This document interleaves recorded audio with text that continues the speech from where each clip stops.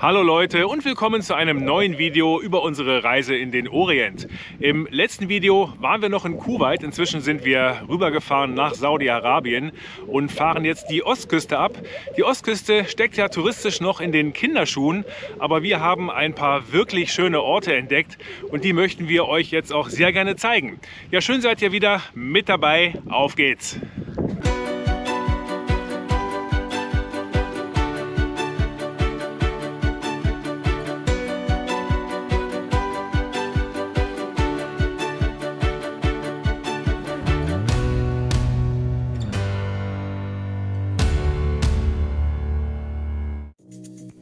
Unsere gut 1000 Kilometer lange Tour beginnt noch auf der kuwaitischen Seite in Nuvai Zib. Dann fahren wir durch die saudische Wüste zum Judas Thumb. Von dort geht's in die schöne Stadt Hofuf. Dann erholen wir uns einige Tage am Uqayr Beach. Dann geht's weiter südlich an Qatar vorbei bis zur Grenze der Emirate. Startpunkt ist das verlassene Beachhaus noch auf der kuwaitischen Seite, nur 3 Kilometer entfernt von der saudischen Grenze. So erreichen wir bereits nach wenigen Minuten die Grenze Kuwait. Der gesamte Grenzübertritt hat nur 2 Stunden gedauert, im Vergleich zu den 8 Stunden Grenzübertritt Iran nach Irak. Sie wollten hier die üblichen Papiere sehen, kein Carnet de Passage.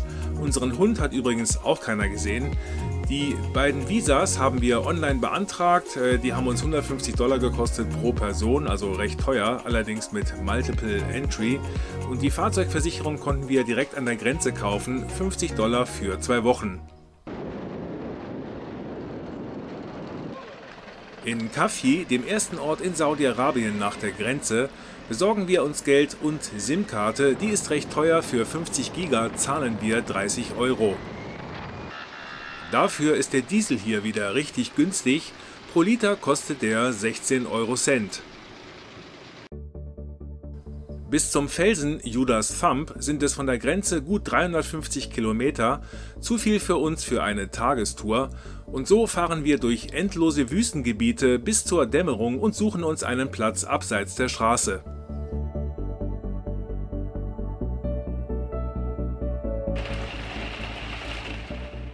In der Nacht werden wir von einem heftigen Gewitter geweckt und staunen nicht schlecht, als wir am nächsten Morgen von großen Wasserpfützen umgeben sind, und das in der Wüste.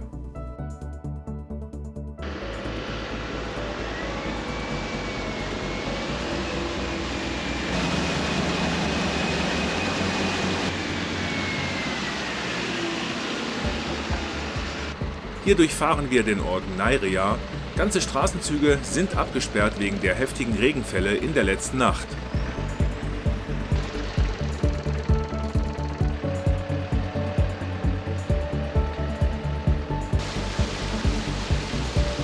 Wir müssen jetzt das erste Mal Wasser tanken hier in Saudi-Arabien. Und hier gibt es so einen richtigen Wasserladen. Verkaufen da so große Wasserflaschen. Und hier von dem Schlauch können wir jetzt auch abzapfen. Auch zum Bäcker müssen wir noch, und das erinnert uns hier ein bisschen an den Iran. Dort, wo Leute Schlange stehen, gibt es Brot.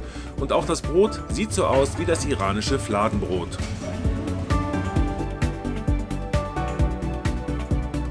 Nun folgt wieder eine mehrstündige Fahrt durch eine eintönige Wüste. Auf den gut ausgebauten Straßen ist nicht viel los, und so kommen uns auch nur ein paar Lastwagen entgegen. Immerhin, wir kommen an einigen Kamelfarmen vorbei, sehen auch Kamele in der Wüste herumlaufen und werden öfters von Kameltransportern überholt. Immer wieder passieren wir auch große Transporter mit Futter für die Kamele.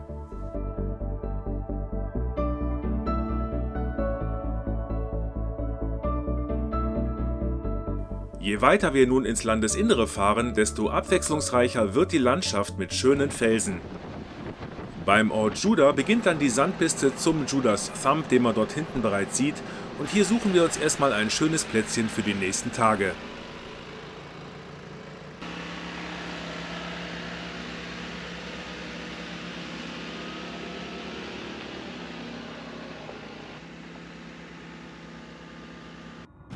Unseren Stellplatz haben wir gefunden und am nächsten Morgen schicken wir erstmal die Drohne hoch, um diesen wirklich sehr markanten Felsen zu filmen, und schaut mal, wie klein unser Benz im Vergleich ist.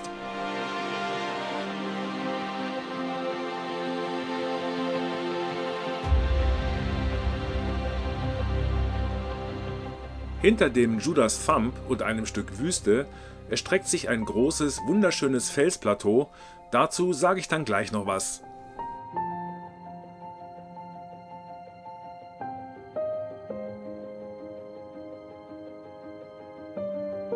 Und das ist doch einfach nur wunderschön. Wir sitzen vor dem Fahrzeug und eine riesige Kamelherde zieht vorbei.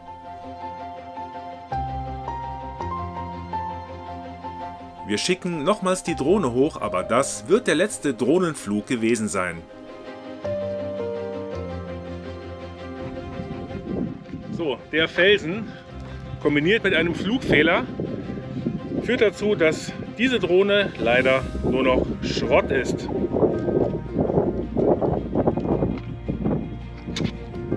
Kaputter geht's nicht mehr.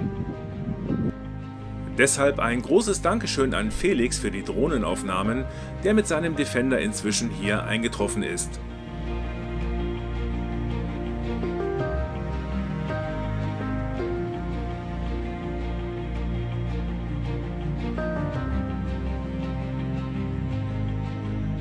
Das ist der Blick vom Felsplateau runter zum Judas Thumb. Es führen mehrere Wege auf dieses Felsplateau, die sind alle recht anspruchsvoll, entweder sehr steil oder sehr sandig oder eben beides. Deshalb sind wir mit unserem Fahrzeug dort nicht hochgefahren, obwohl es dort auf jeden Fall sehr schön ist. Wir kennen andere Reisende, die das gemacht haben, aber es ist eben nicht ohne Risiko. Einer ist dort liegen geblieben mit einer verbogenen Spurstange. Schaut doch mal bei Womo Adventure, der hat das alles in seinem YouTube-Video dokumentiert. Nach mehreren Tagen beim Judas Thumb machen wir uns auf zur Stadt Hof. Unterwegs gibt's wieder nichts zu sehen, bis auf einige Kameltransporter, die uns überholen.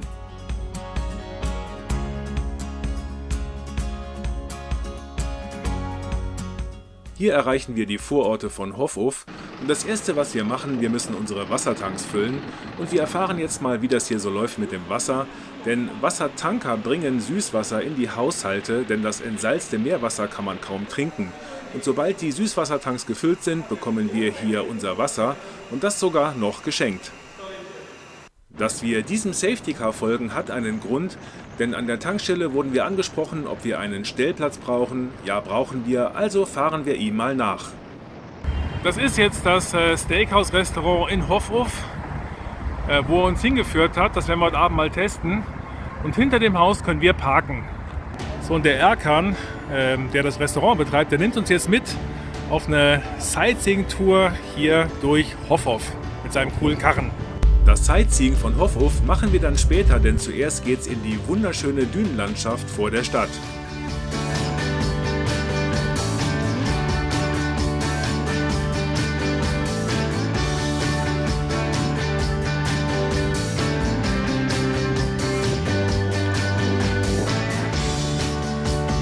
Wir freuen uns natürlich riesig, als Erkan uns fragt, ob wir auch mal mit seinem Jeep fahren wollen. Da sagen wir natürlich nicht nein. Es ist für uns das erste Mal, dass wir mit so einem kleineren Geländewagen im Sand unterwegs sind und es macht riesig Spaß, durch den weichen Sand zu cruisen.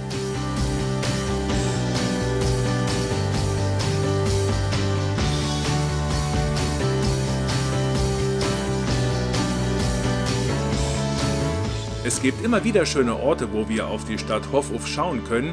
Ja, hier sind wir mal die Offroad-Helden und auch Sibyl traut sich mal an das Steuer vom Jeep.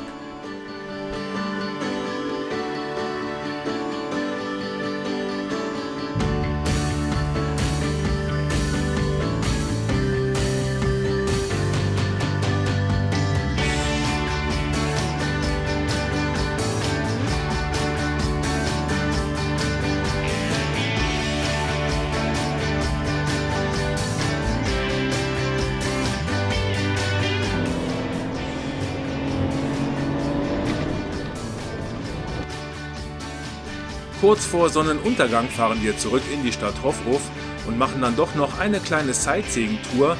Wir fahren in eine Stadt, in der Stadt eine Art Shopping-Center mit vielen kleinen Geschäften und man kann mit dem Auto umherfahren.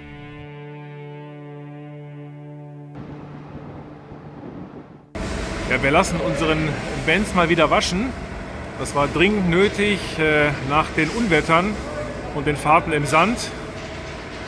Das Witzige ist hier in Saudi-Arabien, man kann so ein Auto nicht selber waschen, so mit Hochdruckreiniger, wie wir das kennen, man muss immer waschen lassen.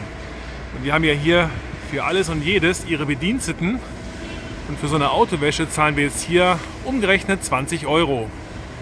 Ja, direkt nach der Wäsche helfen wir jetzt hier noch einem Pakistani mit seinem kleinen Laster. Denn der hat einen Platten.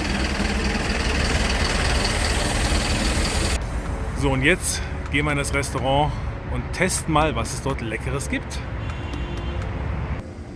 Tja, da haben wir jetzt auch nicht mit gerechnet, dass wir jetzt hier in Hofuff ein Steak-Restaurant vorfinden. Da läuft gerade Fußball. Und so schaut's aus.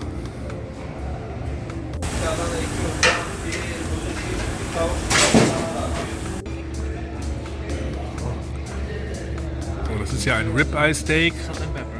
Thank you. Und ein Burger.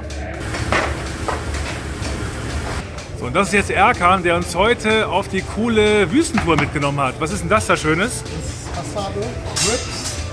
Guck mal, wie soft das ist. Wie weich. Guck mal, sehr weich. Weich. Super. Tja, und da hatten wir doch gedacht, wir könnten nach diesem sehr leckeren Essen zurück in unser Fahrzeug. Falsch gedacht, gleich nebenan werden wir von Saudis zum Tee eingeladen. Und was werden wir hier verwöhnt? Es gibt leckere saudische Süßigkeiten, dann folgt ein warmes Milchdessert und natürlich gibt es Tee und Datteln. Wie im arabischen Raum üblich, ist das hier eine reine Männerrunde und Sibyl wird ausnahmsweise toleriert.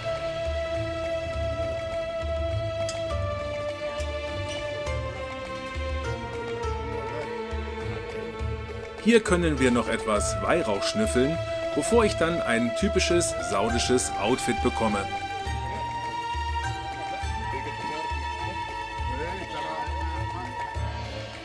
Wir sind wieder zurück im Camper. Das haben wir alles geschenkt bekommen. 4,5 Kilo Datteln und einen ganzen Eimer mit Dattelsirup.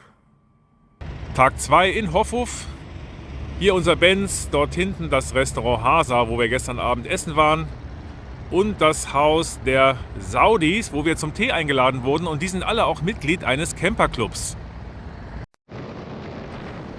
Heute geht's zum Großmarkt von Hofuff. Dort gibt's Obst, Gemüse, Fleisch und Datteln. Datteln kaufen für uns müssen wir nicht mehr. Wir haben ja jetzt nun wirklich genug Datteln geschenkt bekommen. Aber wir nehmen einige kleinere Geschenkspackungen für zu Hause mit.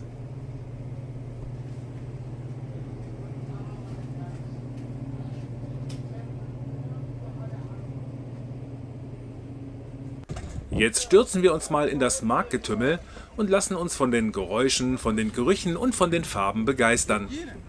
Und wie immer ist natürlich unser Hund die Attraktion.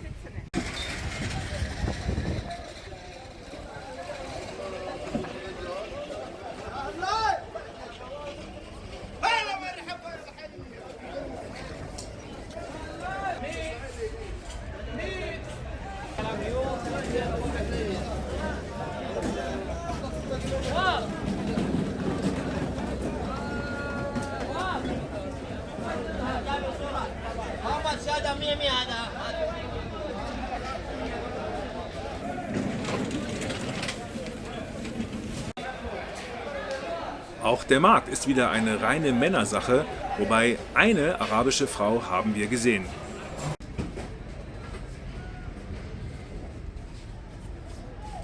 Zweiter Fototermin mit Hund.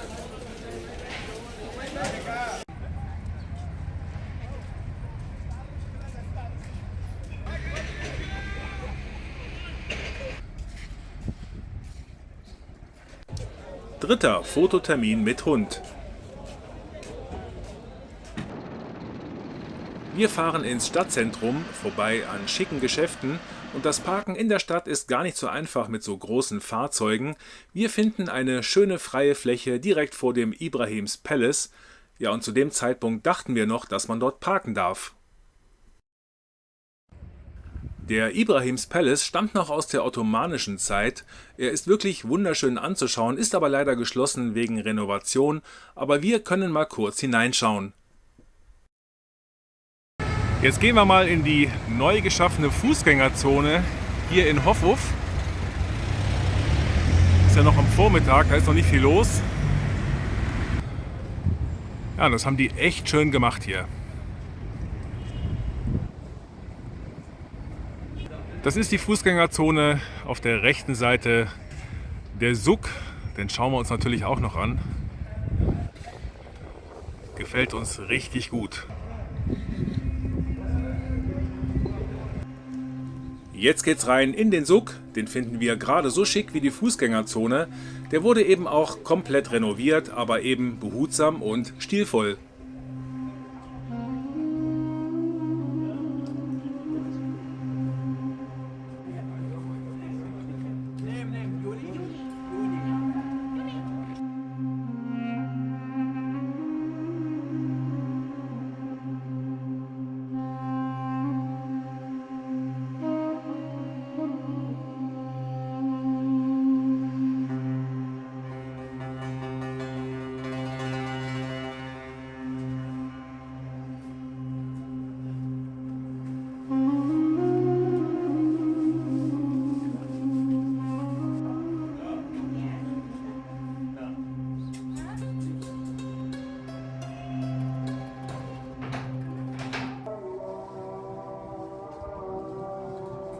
Am Nachmittag ist Betzeit, es ist sehr ruhig in der Stadt, also gehen wir auch zurück zum Benz. Jetzt ist 3:45, es ist schon deutlich mehr los als heute Morgen. Die Stühle sind aufgestellt, die Essstände sind eröffnet und jetzt warten wir mal, bis es dunkel wird und schauen, was passiert. Und so spazieren wir in der Abenddämmerung durch die Stadt. Touristen gibt es kaum. Man darf nicht vergessen, dass sich Saudi-Arabien erst vor 3 Jahren dem Tourismus geöffnet hat. Vorher gab es keine Touristenvisa. Ja, und mitten in der Stadt werden jetzt Zelte aufgebaut zum Tee trinken. Mitten in der Stadt gibt es die Alte Schule, heute ein Kulturzentrum, das derzeit alte Handwerkstraditionen zeigt. Klar, das schauen wir uns auch noch an, auch dieses Gebäude wurde liebevoll restauriert.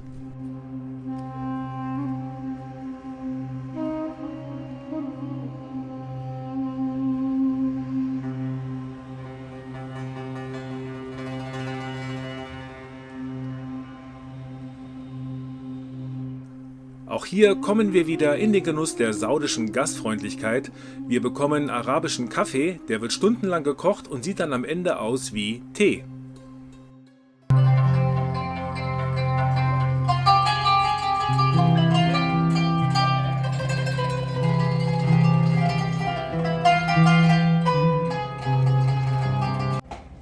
Ja, und hier darf Sibyl der Dame ein bisschen helfen. Wir schauen noch bei einem Künstlerwettbewerb zu, dann gehen wir wieder zurück zur Fußgängerzone. Ja, denn dort ist inzwischen richtig was los. Wie schon erwähnt, es gibt erst wenige Touristen in dieser Region und so werden wir ständig angesprochen und freundlich ausgefragt.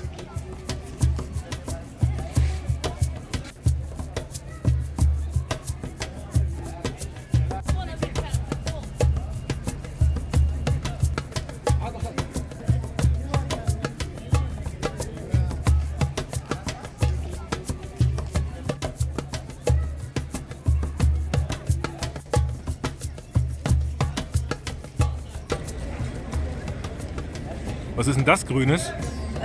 Limette, die sind so ganz klein, aufgepresst und Eis und ein bisschen Pfefferminz. Super lecker.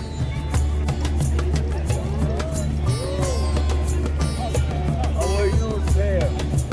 I'm fine, thank you. Where are you from? Switzerland.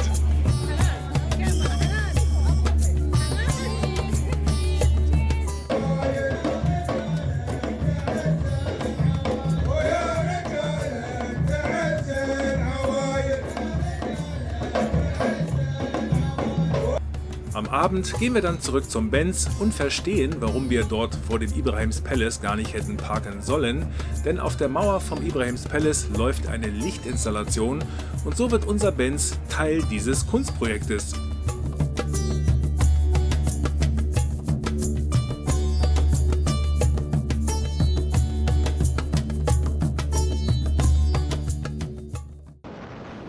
Wir fahren nun ein Stück raus aus Hof zum Aussichtsberg Al-Quara und durchfahren dabei die größte Dattelpalmenplantage der Welt mit über 3 Millionen Bäumen.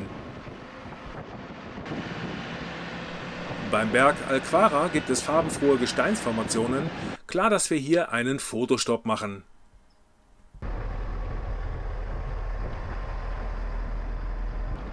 Beim Berg Al-Quara gibt es das Museum Land of Civilizations. Hier fahren wir gerade dran vorbei, wir drehen dann da vorne. Und es gibt eine Höhle und die wollen wir uns jetzt noch anschauen.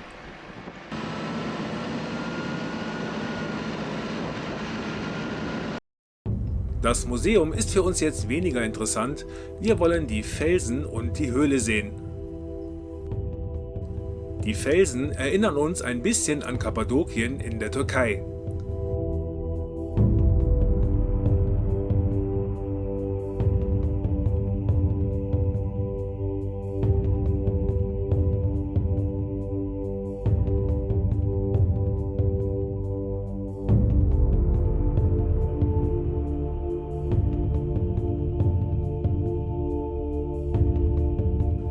Vom Berg aus gibt's dann eine schöne Aussicht auf die Dattelplantage.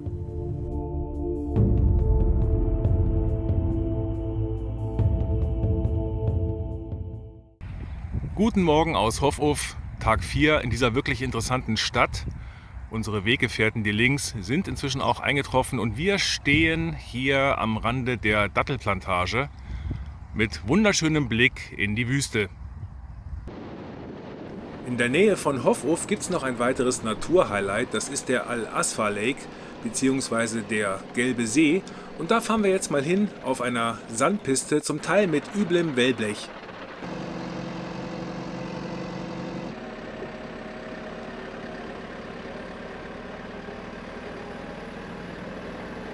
Sind jetzt am einen Ende des Gelben Sees angekommen. Wobei hier sieht er gar nicht gelb aus, sondern so grünlich. Und da unten hausen Milliarden von Fliegen und Moskitos. Und deshalb werden wir hier auch nicht über Nacht bleiben, sondern bis zum Meer weiterfahren. Also das wäre hier echt ein schöner Stellplatz. Vor allem mit viel Ruhe. Aber auf die Moskitos haben wir jetzt echt keine Lust. Wir wollen zum Ukair Beach und sind schon sehr überrascht, wie gepflegt wieder diese Anlagen hier sind. Alles wird mit entsalztem Meerwasser bewässert.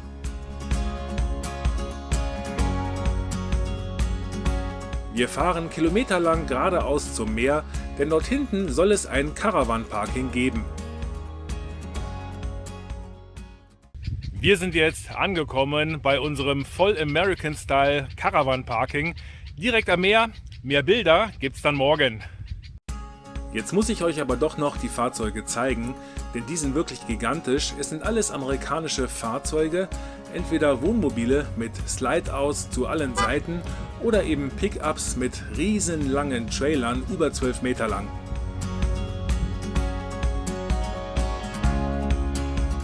Jetzt also noch ein paar Bilder zu dem Platz. Das ist kein Campingplatz, sondern ein reiner Parkplatz für Wohnmobile. Direkt am Meer und der Strand ist blitzsauber.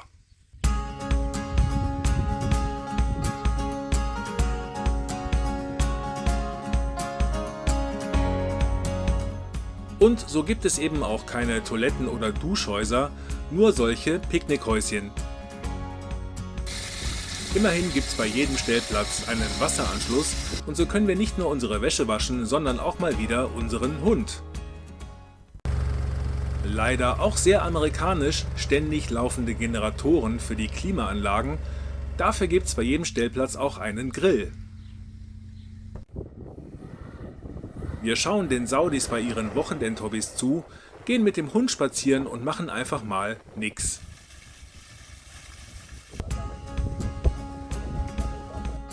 Natürlich sind wir mit unserem Fahrzeug der Exot auf dem Platz und es dauert nicht lange, bis wir die ersten Saudis bei uns im Benz haben und kurze Zeit später sitzen wir beim Nachbarn zum Tee.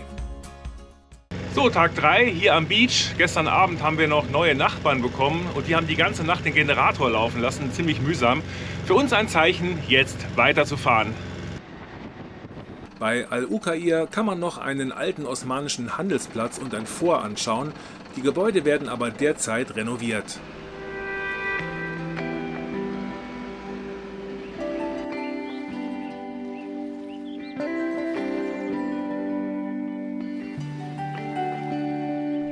Weiter geht's für uns südlich in Richtung Katar. Und was ich noch zum RV-Parking sagen wollte, normalerweise muss man als Saudi einen solchen Platz vorab online reservieren. Das wussten wir natürlich nicht. Und ein netter Saudi hat uns seinen Platz am Wochenende einfach überlassen. Auch das wieder eine tolle Gastfreundschaft. Hier sind wir bereits im Grenzbereich zu Katar und ihr seht diese riesigen Parkplätze, die auch recht gut gefüllt sind, und dafür gibt es einen guten Grund. Ja, ihr habt den Trubel eben gesehen. Wir sind ja hier nur noch wenige Kilometer von Katar entfernt.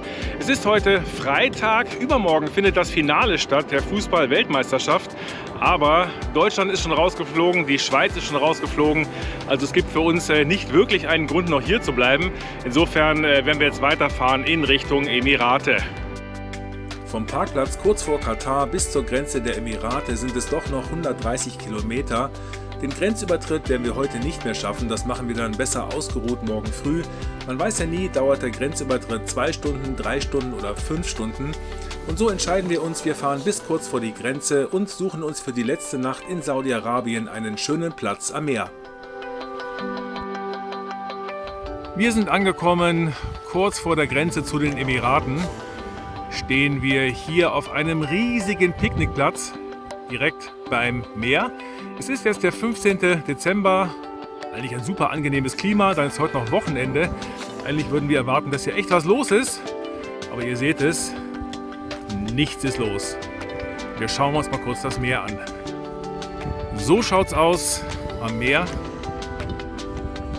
Es ist gerade Ebbe. Wunderschönes Licht. Und hier bleiben wir jetzt mal für eine Nacht.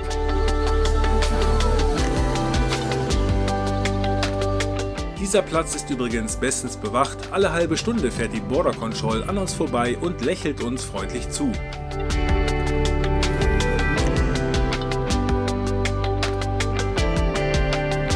So Leute, das war unsere Reise durch den Osten von Saudi-Arabien. Aber keine Angst, wir werden nochmals in dieses wunderschöne Land zurückkehren.